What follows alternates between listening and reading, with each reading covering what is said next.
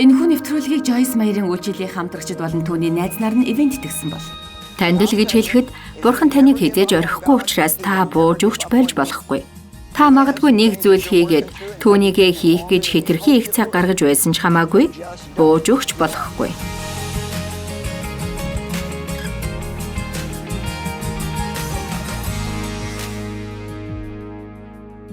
Өнөөдөр бидэнтэй хамт байгаад баярлалаа. Өнөөдөр бүгдээрээ өдөр тутмын амьдралдаа сэтгэл хангалуун байх талаар хичээл заах бөгөөд таныг энэ хичээлээр дамжуулан өдөр тутмын амьдралдаа илүү сэтгэл хангалуун байхад туслаасай гэж хүсэж байна. Бүх хүнд л өөрийн гэсэн итгэл болон хандлага байдаг бөгөөд энэ хандлага зөвхөн таних учраас хинч нөлөөлж чадахгүй. Таныг хүсээгүй байхад хинч муу хандлагатай болгоно гэж байхгүй. Та хүсэхгүй бол хинч таныг муу хандлагатай болгоно гэж байхгүй. Тэгэхээр хандлага муу болон сайн гэж байгаа учраас бодож үзэх хэрэгтэй. Бүгдээрээ Библийн ишлэлээс үзцгээе. Эфес 4:22-аас 24 дээр амьдралын чинь урдын хэв маягт хамаарах залмихийн тачаалын дагуу ялзарч буй хуучин хүнээ тайлж хаяа гэсэн үг.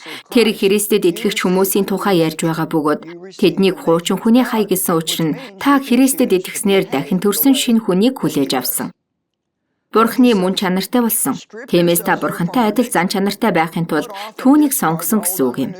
Тиймээс тэрээр амьдралын чинь урдын хэм маягт хамаарах залмихийн тачаалын дагуу ялзарч буй хуучин хүнээ тайлж оюун санааныхаа сүнс дотор шинчлэгдэж үнний зөвхт байдал ба ариун чанар дор Бурхны дагуу бүтээгдсэн шинэ хүнийг өмс. Үүнийг тайлбар Библиэлд шинэлэг оюун бодол болон сүнслэг хандлагатай байх гэж хэлсэн. Тэрээр та нар өдөр бүр шийдвэр гаргах хэрэгтэй байдаг гэсэн. Тиймээс өнөөдөр та оюун бодолдоо гаргах шийдвэр бол би ямар ч зүйл болж байсан сайн хандлагатай байх болно юм. Би эдгээр зүйлсийг зөвхөн таныг л хийгээсэй гэж хэлээд байгаа юм биш. Би ч бас өөрөө үүнийг хийдэг. Өглөө босох бүртээ Бурхантай хамт цагийг өнгөрөөдөг учир маань би өөрөө бол сайн хандлагатай байж чадахгүй гэдгийг мэддэг учраас юм. Яг үнэндээ бидний ихэнх нь иймэрхүү байдаг. Бидэнд биеэ сайн байлгахын тулд хоол хүнс хэрэгтэй байдаг шиг сүнсний хоол Бурхны үгнээс авч түүнтэй хамт цагийг өнгөрөөснөөрөө түүнтэй хамт сүнсээ сахилгажуулж зөвхт болгох боломжтой. Би ариун сүнсээ гомдох зүйл хийхийг хүсдэггүй. Мөн би Есүс хэлсэн шиг хүмүүсийг хайрламаар байна. Гагтхүү би Бурхны тусламжгүйгээр үүнийг хийж чадахгүй. Тиймээс би өглөө бүр Бурхнаас тусламж гуйдаг. Түүнээс хүч авч өдөр тутам сэтгэл хангалуун байж түүний өгсөн бүх зүйлд талархан амьдрахын тулд оюун бодлоо цэгцэлдэг. Өнөөдөр бол эзний бүтээсэн өдөр. Тэр надад амьдрах дахин нэг өдрийг өглөө. Би өнөөдөр ад жаргалтай байж сайн зөв хандлагатай баймаар байна. Хүмүүс сайнаар хандаж тэдэнд сайхан сэтгэгдэл төрүүлэхэд нь туслаарай. Би толгойдоо орж ирснээ л гуйдаг. Миний хэлэх гээд байгаа гол санаа нь сайн хандлагатайгаа байж ямар ч зүйл тохиолдож байсан сайн хандлага маань хэвээрээ байна гэсэн зарчимтай байх нь чухал гэдгийг хэлээд байгаа юм. Та энийг харж байсан байж магадгүй. Онгоцонд хандлага тодорхойлж хэмжигчгээд нэг зүйл байдаг. Хандлага тодорхойлдог нэг төрлийн төхөөрөмж юм. Та магадгүй төвшин тодорхойлдог төхөөрөмж гэж юу гэж бодож байж болох юм. Гэхдээ үнэхээр хандлага тодорхойлох төхөөрөмж гэсэн байдаг. Тэгээд тэнд юу гэж бичсэн байдгийг хэлж өгье. Онгоцны хандлага тодорхойлогч төхөөрөмж нь онгоцны ямар уртрагт явж байгааг заадаг бөгөөд уртраг нь хэвийн төвшөнд буюу дундаж төвшөнд байгааг заадаг. Онгоц дээшээ нисэж байвал хамраа өргөх хандлагатай гэж гардаг. Харин онгоц доошоо уруудаж байвал хамраа доошлуулж байгаа хандлага гэж гардаг байна. Тэгэхээр бидний хандлага сайн байгаа бол амьдрал сайхан байна гэсэн үг бөгөөд өдөртөө өөдрөг байдаг ба хүмүүс ч эргэн тойронд нь байхдаа дуртай байдаг бөгөөд ийм үед бид хамраа өргөсөн маягийн хандлагатай байдаг. Харин бидний хандлага уруудах үед уран маань хугарч бидэнд юу ч байхгүй юм шиг мэдрэмж төрж бүх зүйлд дургүй хүрч амьдрал шудраг бус юм шиг санагдаж эхэлдэг бөгөөд тэр үед бид хамраа унжуулдаг нь хэвийн бус байна гэсэн үг юм. Энэхүү уртраг хэвийн эсвэл дээшээ байвал хэвийнээсээ доошо байснаас зүгээр сайн юм. За тэр онгоцны төвшин билүү? Хандлага чиглүү тодорхойлогчийн онгоцны нисгэгч өөрчилж байдаг. Энэ нь таныг хэлж байгаа бөгөөд та өөрөө багаар өөрөө өөрчлөх ажлыг хийдэг. Энэ 7 хоног ямар байх нь танаас шалтгаална. Тэгэхээр бид багахан өөрчлөлт хийхэд болно. Та өөрөө л энэ бүгдийг шийддэг ба яг одоо та өөрт байхгүй зүйлээ биш, харин байгаа зүйлүүдээ бодоод үзээрэй. Эвэл аваагүй нэг ч өдөр байхгүй. Тиймээс эвэлүүдээ бодоод үзээрэй. Талархах зүйлгүй нэг ч хүн байхгүй. Бидэнд мэдээж бүгдд нь асуудал тулгардаг. Хүн болгоны амьдралд давж туулах зүйл байдаг шүү дээ. Магадгүй яг одоо танд хэцүү зүйлийг даван туулах үе байж болох юм. Та залбир, хийж чадах зүйлээ хий. Гэхдээ гол нь та талархах зүйлдээ талархаж, сайн зүйлүүдийг голжлон олж хараарай. Та баг зүйлдэж талархаж болно. Гэртээ байгаа цэвэр усныхаа төлөө, амьдарч байгаа гэр, өмсөж байгаа хувцсныхаа төлөө, хэн нэгэнд өглөөний мэнд гэж хэлж байгаадаа гэв. Юунд ч талархаж болно шүү дээ. Бүгдээрээ л ивэл. Талархах зүйлсээ бодох тусам та илүү их туслана. Бас таны хандлагад нөлөөлөх болно. Каин уруу царайлж дарамтанд орсон байсан ба Каин Абель хоёр Адам Евагийн анхны хүүхдүүд байсан. Каин Абель талархсан учир нь Абелийн өргөл Бурханд таалагдж, харин өөрийнх нь өргөл Бурханд таалагдаагүй. Эхлэл 4-ийн 5-6 дээр Каиныг болон түүний өргөлийг оошоосонгүй. Каин ихэд уурлан уруу царайлав. Хандлагыг харах юм бол хүний бодлыг эргүүлээд амьдралд хэрэгжиж байгааг харж байгаатай адил. Таны бие авч яваа байдлаар хандлага харагдана. Нүүрэн дээр чинь бичээстэй байна. Та нар ийм үг сонсож байсан. Бүр хэлж байсан ч байж магадгүй. Чиний царайг харахад л юу бодож байгаа чинь ил байна гэж. Иймэрхүү хүмүүс байдаг. Тийм хүмүүс миний хэлсэн зүйл дургүй байхаараа, хийсэн зүйлд дургүй байхаараа шууд л царай нь хувраад л дургүй байгаа нь харагддаг. Хэрвээ танд өсвөр насны хүүхэд байгаа бол таны хүсэж байгаа царайны төрхийг тэднэр гаргахдаа их гарамга байдаг нь надад таалагддаггүй шүү. Манай хүүгүүдийн нэг нь өрөөнд нь ороод буруу хийсэн зүйлийг залруулах гэхээр тэр нүдээ эргэлдүүлээд л би уул намайг сонсохгүй байна гэж хэлэх гэтэл тэгэж хэлэхээргүй болгодог юм. Тэгээд л миний яриад байгаа зүйлийг ойлгохгүй байгаа мэт дүр хийсгдэг. Хандлагаа хүн нууж чадахгүй. Хаяа нуух гэдэг боловч ямар нэг байдлаар мэдэгддэг. Сайн хандлагатай байвал танд л хэрэгтэй. Муу хандлагатай байвал танд ямар ч тус байхгүй. Эзэн Каинд чи юунд уурлана вэ? Юуны учир уруу царайлна вэ? Цааш нь уншвал хэрв чи сайныг үйлдвэл тэргүүнээ өргөх биш үү гэж байгаа. Тэр ууртай байсан учраас зөв зүйл сонгож чадаагүй. Тэр дүүдээ уурлаж атаархаж байсан. Атаархаж уурласнаас болоод дүүг алсан. Дүү нь харин зөв зүйлийг хийх сонголт хийсэн байсан.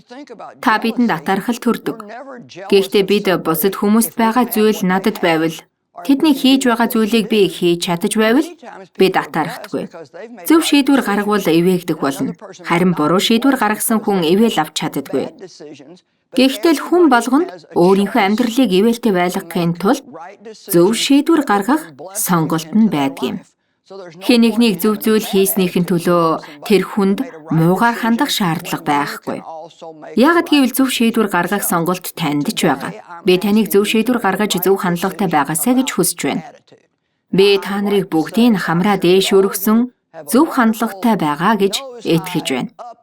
Тийхүү та талархал дүүрэн, эвэл дүүрэн болж ямар ч асуудал танд төв гудаж зовохгүй. Гэхдээ танд би нэг зүйл хэлэх үү? Заримд нь тийм биш байж болно. Тиймээс бүгд биш. Заримд нь хэлмээр байна. Та өнөөдөр шийдвэр гаргаарай. Та өнөөдөр Бурхан юу гэж хэлж байгааг сонсоорой. Яагад гэвэл ямар хандлагатай байхаас таны амьдрал ямар болоход маш их нөлөөтэй шүү. Би энийг үйлчлдэг хүмүүстэй хэлдэг. Чадвартай байсан ч муу хандлагатай хүнээс үнэхээр чадвар муутай ч гэсэн сайн хандлагатай байгаарай гэж ажилтнуудаасаа хүсдэг. Би мэдлэг нь тийм ч их биш. Сайн хандлагатай байгаа хүнийг илүүд үзэж авах болно. Хүн болгон хажууд байх дуртай байгаа бол сайн хандлагатай байна гэсэн үг. Харин муу хандлагатай хүний хажууд хүн байгаад байхыг хүсэхгүй гэж би бодож байна. Та нарыг өнөөдрийн энэ хичээлээр дамжуулан өөрийгөө мэдэж аваасай гэж хүсэж байна. Магадгүй одоо тохиромжтой цаг нь биш байж болох юм. Та ерөнхийдөө ямар хуу хандлагатай хүн бэ? Мэдээж хүн болгонд заримдаа буруу хандлага гаргах үе байдаг шүү дээ. Гэхдээ та 90% эсвэл 95% сайн хандлагатай байж чадаж байна уу? Тийм шүү. Би ч бас өөрийгөө ийм байгаасаа гэж хүсдэг. Бид буруу хандлага гаргаж өөрөө татагдах үедээ эвгүй мэдрэмж төрдөг. Тэгвэл бид яах вэ? Хэрвээ надад эвгүй муухай мэдрэмж төрж байгаа бол миний нөхрийн буруу биш гэсэн үг. Тийм болохоор түүнд ямар нэг бурууг чичлээд байх ямар ч шалтгаан байхгүй. Ийм үед л би бурханд илүү ойртож түүнд хандан өнөөдөр би онцгүй мэдрэмжтэй байгаагаас болж буруу хандлага гаргаж магадгүй байна. Тиймээс би хүмүүсээс хол бай. Та надад туслаач. Тэгснээр би сайн хандлагатай байж чадна гэж хэлдэг. За. Одоо сайн сонсороо чухал зүйл хэлье. Зөв хандлагатай байж тогтох нь зөв хандлага гаргаж амьдрахаас хавьгүй дээр юм. Би дахиад хэлье. Зөв хандлагыг өөртөө зөвшрүүлж, зуршил болгох нь зөв хандлага гаргах үедээ л гаргаж амьдрахаас хавьгүй дээр юм. Энэ нь ямар утгатай вэ гэхээр та муухай ааштай үедээ муу хандлагатай байж олон хүмүүсийг шархлуулж хаад дахиад л энэ байдлаа засах гэж өөрийгөө дорд байдалд оруулж дахиад л хэвийн байдалдаа оруулах гэж байхаар зөв хандлагыг зуршил болговол танд ямар амар байх болоо гэж хэлэх гээд байгаа юм. Тэгэхээр ямар ч нөхцөл байдал донд ямар ч үед зөв хандлагатай байхыг хичээх хэрэгтэй. Утгагүй байдал үүсгэх нь таны л сонголт юм шүү дээ. Тэгэхээр энэ тухай Паул хүмүүсийн төлөө залбирахдаа тэдний төлөө залбираагүй зүйл байгаа. Ээлж Паул хүмүүсийн асуудлыг алга болоосай гэж залбираагүй. Харин юу гэж залбирсныг та мэдэх үү? Харин ямар ч үед зөв зан ааштай байхын төлөө залбирсан. Гайхалтай. Намайг 40 жилийн турш үйлчилж байхад асуудалд орсон үедээ зөв хандлагатай байхын төлөө залбирч өгөөч гэж гуйгаад ирсэн хүн одоохондоо байхгүй л байна. Яагад гэвэл хүмүүс асуудлаа зайлуулж өгөхийн төлөө залбирч өгөөрэй гэж хэлдэг. Гэхдээ тэр асуудал алга болно гэж байхгүй. Яг үнэндээ бид өсөж, илүү томоожж, бурхантай илүү адил болсноор асуудал тулгарвал түүнтэй адил хандлагатай байх болно. Бусдаар бол боломжгүй. Тиймээс л Паул хүмүүсийн төлөө ямар ч зүйл тулгарсан төвчж, сайн зан ааштай байхын төлөө залбирсан. Утга учиргүй байдал үүсэж байгаа бол энэ тэр хүний л сонголт. Йохан Маквел нөхцөл байдал таныг ямар байхыг шийдэхгүй, харин хэн гэдгийг тань харуулах болно гэж хэлсэн. Нөхцөл байдал таныг ямар байхыг шийдэхгүй, харин хэн гэдгийг тань харуулна. Миний үргэлж хэлдэг үг бол жүрж гаднаасаа хичнээн сайхан харагдаж байсан ч хэр зэрэг шүүслэг гэдгийг мэдхийн тулд зүсэх юм уу, шахаж үзэх хэрэгтэй. Сүнсний үр жимс авсан бол жимсийг шахаж байж мэддэг шиг баг зэрэг шахалт өгч байж мэдэгдэнэ. Бид өөрсдийгөө төвчээртэй гэж бодож болох юм. Гэхдээ хүлээхээр ямар нэг зүйл гарах үед л хэр төвчээртэй гэдэг тань харагдах болно. Бид хүмүүст хайртай гэж хэлдэг. Гэхдээ хэр зэрэг хайртайгаа хэлж мэддэггүй. Учир нь бидэнд гэнтийн сонголт тулгарх үед л би өөртөө сайн гэсэн зүйлийг нь хийх үү, эсвэл нөгөө хүндээ сайн гэсэн зүйлийг хийх үү гэсэн сонголтоос харагдана. Бидэнд санаж байхад тустай зүйл байдаг. Үүнд цаг агаар хэцүү байж болно. Гэхдээ үргэлж ийм байхгүй. Роберт Шулер та өөрийн хандлагаа өөрчилснөөр муу мэдээж сайн мэдээ болж болох боломжтой гэж хэлсэн. Дахиад хэлээд үгэй. Сайн зүйл нь юу вэ гэвэл та өөрийн хандлагаа өөрчилснөөр муу мэдээж сайн мэдээ болох боломжтой. Миний хэлж байгаа зүйл юу болохыг ойлгож байна уу? Энэ бүгд дуусах болно. Таны амьдрал цаг агаар хүнд хэцүү байгаа бол үргэлж ийм байхгүй шүү. Таны өнгөрсөн амьдралд магадгүй хэцүү зүйлүүд байсан. Та даваад л гарсан байгаа. Иймд одоо болж байгаа энэ байдлыг ч гэсэн даваад л гарна. Тийм байтал та хайран 10 хоногоо дэмий үрж муухай хандлага гаргах хэрэг байхгүй. Оронд нь та 10 хоног асуудлаа бурхнаар шийдүүлээд тааламжтай амьдарч болно. Бурхан таны асуудлыг шийдэж байх зуур та баяр хөөртэй, аз жаргалтай амьдарч байгаа бол үнэхээр зөв шүү. Танд асуудал байлаа гэд утгагүй амьдарсаар байгаасаа гэж би хүсэхгүй. Та өсвөр насны хүүхдүүдтэй бол санаа зовоод байх шаардлагагүй. Үргэлж ойлгоод байх шаардлага байдаггүй. Та нөхцөл байдлын төлөө залбир, Бурханд бүгдийг даатаг. Та залбирчхад санаа зовоод байвал ямар ч хэрэг байхгүй. Та залбирчхад Бурханд даатахад орхих хэрэгтэй. Асуудал тулгархад надад тусалдаг нэг зүйл байдаг бөгөөд би энэ үгийг чанга хэлдэг, заримдаа өдөрт хэдэн удаа хэлдэг. Энэ зүйл мөнхөд байхгүй. Өөр бас нэг хэлдэг үг байгаа. Энэ бүхэн дуусгал болно. Би хэрхэн дуусах талаар мэдэхгүй байсан ч төгсөх болно гэдгийг мэдэж байгаа. Би та бүгдийг гараа дээш нүргөөд сайн хандлагатай байж болно гэсэн шийдвэрийг гаргаасаа гэж хүсэж байна. Та сайн хандлагатай байна гэж шийдэхгүй бол муу хандлага таныг гитэж байдаг. Миний хэлдэг үг бол та ханаад хүрсэн бол биетэй сайн байна гэж байхгүй. Үүнтэй яг адилхан та муу хандлагатай байсаар л байвал сайн хандлагатай болно гэж байхгүй. Яагад гэвэл таны дайсан яг л хүн шиг гитэж бид асуудлыг Бурхны тусламжгүйгээр өөрсдөө шийдэх гэдэг. Тиймээс бид дотроо байгаа ариун сүнсээ сонсож, аль үед нь хамраа доош буулгаж, хизээ хамраа өргөх хэрэгтэйгээ мэдэх хэрэгтэй. Бас нэг хэрэгтэй арга байна. Шуурган дунд том шийдвэр битгий гарга, болгоомжтой бай. Таны амьдралд хэцүү зүйл тохиолдож байгаа бол шийдвэр гаргах нь зөв зүйл биш. Ялангуяа чухал шийдвэр гаргах хэрэггүй. Иймэрхүү үед шинэ машин авах, хурмаа хийх, шинэ байр авах зэрэг ийм том шийдвэрийг гаргах хэрэггүй. Учир нь сэтгэл хөдлөлөөр хийсэн шийдвэр асуудал болдог. Тэгэхээр хамгийн зөв нь сэтгэл хөдлөл тань буурч, тогтвортой болсон үед шийдвэрээ гаргаарай. Та магадгүй одоо асуудалтай, тэгээд дайсан чихэнд тань чи одоо юу хийх гэж байна вэ? Чи одоо юу хийх вэ? Юу хийх гэж байна вэ гэж хашгирж байгаа бол та хандлагаа анхаарч, Бурхан надад харуулахгүй бол би юу ч хийхгүй гэж хэл. Дайсан тань шахсны төлөө сэтгэл хөдлөлөөр шийдвэр гаргаж болохгүй. Дараа нь харамсах хэрэг гарна. Дахиад нэг хэлэх зүйл бол хяналтын цамхагтай холбоотой байна. Шуурга болох үед онгоц хяналтаа алдалгүй хяналтын цамхагтайгаа холбоотой байдаг. Бид ч бас ийм байх хэрэгтэй. Та сэтгэлээр унаж асуудалтай байгаа бол асуудал таныг Бурханаас холдуулж болохгүй. Харин ч Бурхантай ойртуулвал сайн юм. Түүнтэй илүү их цагийг өнгөрөв. Түүн рүү хандан уйлж хашгирч түүний зөвлөгөөг ав. Зүгээр л буланд очоод өөртөө харамсаад байж болохгүй.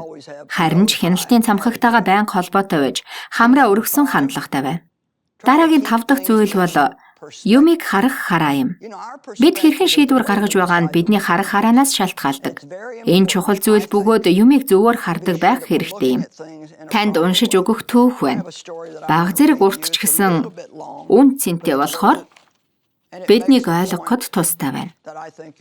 Нэг охин дээд сургууль сурахаар гэрээсээ яваад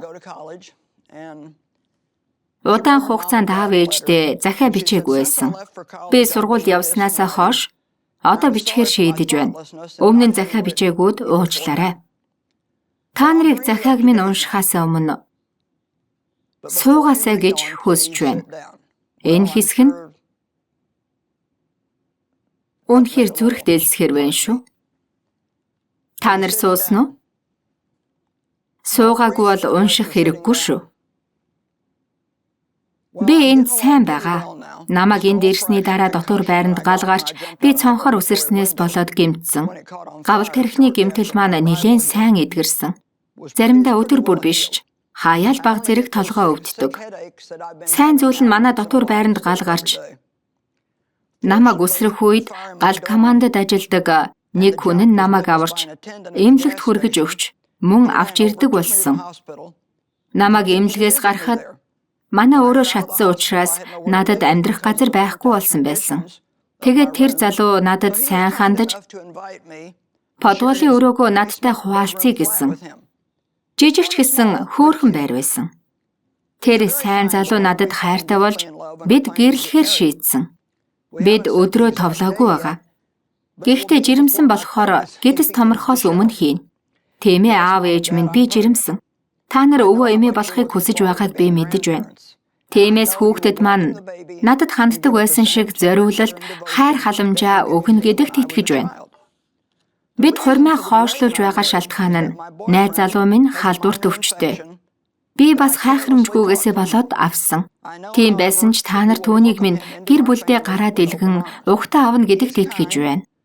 Тэр элэгсэг. Гэхдээ боловсрал сайн биш. Нэлээд их нэр алдарт дуртай. Тэр өөр үндэстэн ч бидний шашин нэг учраас та нарт тийм ч их төвөг удахгүй. Тэгээд төгсгөлд нь хэлэхэд дотор байранд ямар ч гал гараагүй. Бас би ямар ч тарих толгоон гэмтэл аваагүй. Мөн би эмнэлэгт хэвтээгүй. Бас жирэмсэн биш. Би халдвар аваагүй. Ямар ч найз залуу надад байхгүй. Гэхдээ би түүхийн хичээл, шинжлэх ухааны хичээлдээ унсан. Та нар энийг зөвөр ойлгож хараарай. Үнэхээр хөгжилтэй түүх болохоор та бүгдийг инээсэн гэж бодож байна. Аав ээж хоёр нь захиаг уншиж дуусаад ямар их тайвширсан болоо. Магадгүй охин аав ээждээ шууд л аава ээж би түүх болон шинжлэх ухааны хичээлд унсан гэж шууд хэлсэн бол тэдний хандлага, хариу үйлдэл ямар байх байсан болоо гэж би бодож байна. Магадгүй тэд сэтгэлээр унаж, охиндоо уурлаж, бүр дарамтанд орж гэр бүлийн дунд маргаа үсэх байсан байж магадгүй. Тэр охин эхлээд иймэрхүү танхаа зүйл хэлснээр тэд арай зөөлнөр хүлээж авсан.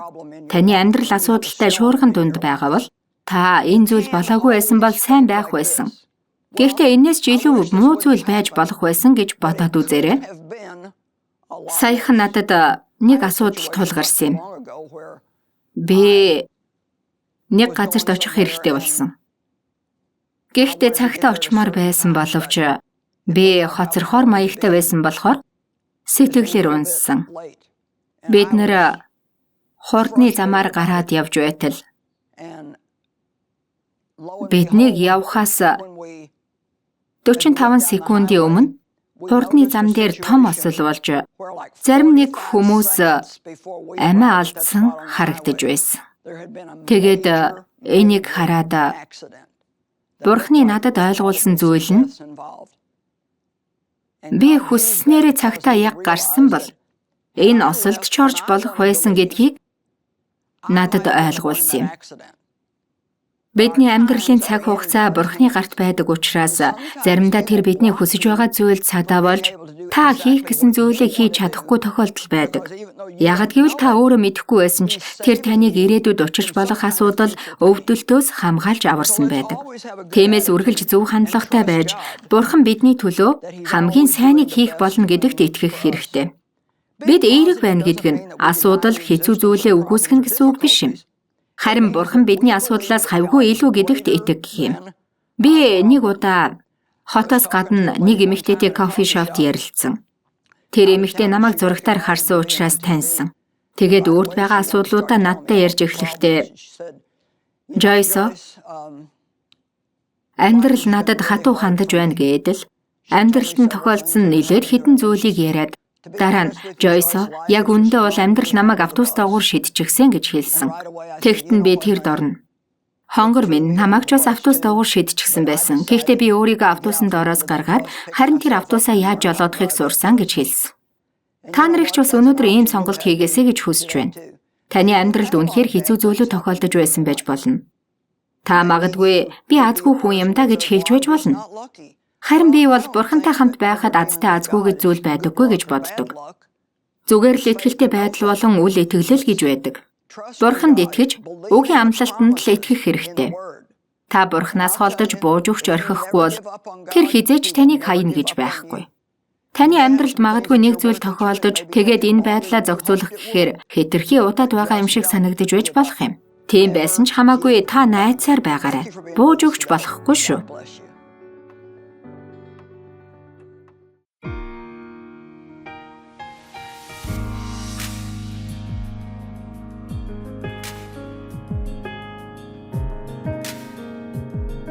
Энэхүү нэвтрүүлгийг Joyce Meyer-ийн үйлчиллийн хамтрагчид болон түүний найз нар нь ивент хийсэн бол